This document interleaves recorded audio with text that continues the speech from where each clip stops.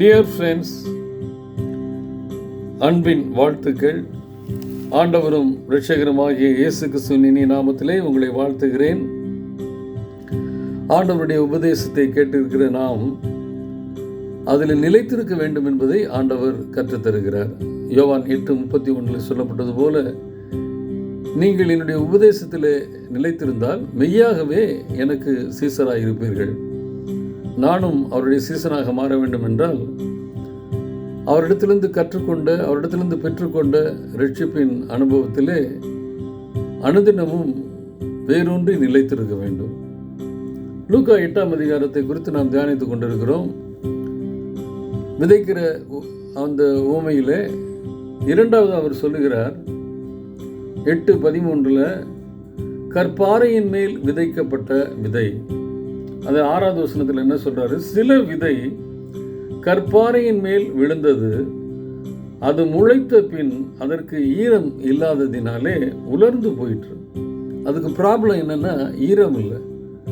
ஈரம் இல்லாமல் ஒரு விதை, ஒரு செடி வளர முடியாது.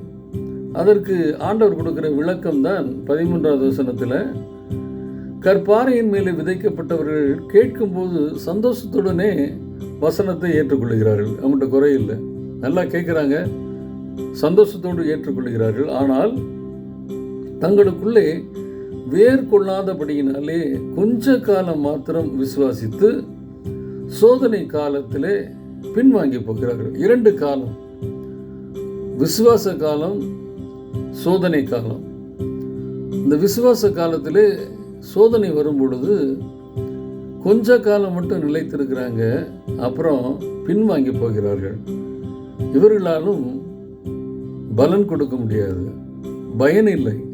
இப்போ நீங்களும் முதலாவது நாம் கற்றுக்கொண்டோம், வழி அருகே விதைத்த விதை உள்ளேயே போகலை, அந்த அளவுக்கு கடினமாக இருந்துச்சு. பறவைகள் அதை சாப்பிட்டு போயிடுச்சு, அதனாலும் பிரயோஜனம் இல்லை. கேட்டு வசனத்தை கேட்டு ஏற்றுக்கொண்டாங்க சந்தோஷமா, ஆனால் சோதனை வரும் பொழுது அதை விட்டு விலகி போயிட்டாங்களே, அவர்களும் பலன் கொடுக்க முடியாது. சோதனை என்று சொல்லும் பொழுது ஹோலி லேண்டை பொறுத்தவரையில் பார்த்தீங்கன்னா பல இடங்களிலே மண் தரை மாதிரி இருக்கும், ஆனால் கீழே சுண்ணாம்பு பாறைகள் இருக்குமா. அதில் நாம் விதைச்சிட்டோம்னா ஈரம் இருக்கும், சூரிய வெளிச்சம் பட்டவுடனே அந்த ஈரம் போயிடும். அந்த கொஞ்சம் ஈரத்தில் அந்த செடி என்ன பண்ணும், வளர்ந்து ஷூட்டு மேல் பகுதி ரொம்ப அழகாக வளருமா.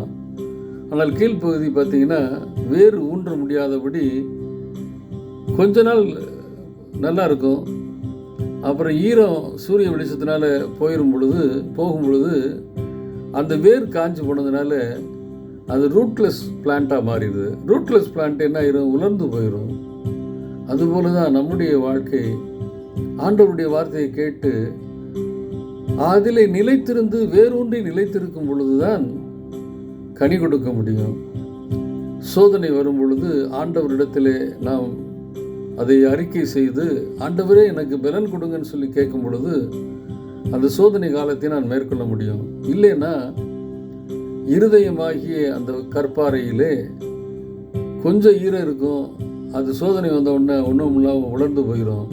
வேறொன்ற முடியாதபடி அந்த வார்த்தைகள் வீணற்று போயிடும். இன்றைக்கு நம்முடைய இருதயம் கற்பாறையை போல இருக்கிறதா? ஆசையோடு கேட்ட வார்த்தைகள் நிலைத்திருக்க வேண்டும் என்றால் சோதனையிலே கற்பாறையாகி இயேசு கிறிஸ்துவ மேலே கட்டப்படும் பொழுது நிச்சயமாக நானும் நீங்களும் அவருடைய வார்த்தைகளை நிலைத்திருக்க முடியும். மெய்யாகவே அவர் சீசர்களாக உலகத்திற்குள்ளே வாழ முடியும். அப்படிப்பட்ட ஒரு சாட்சியுள்ள வாழ்க்கை வாழ்வதற்கு கர்த்தர் தாமே கிருபை செய்வாராக. ஆமேன்.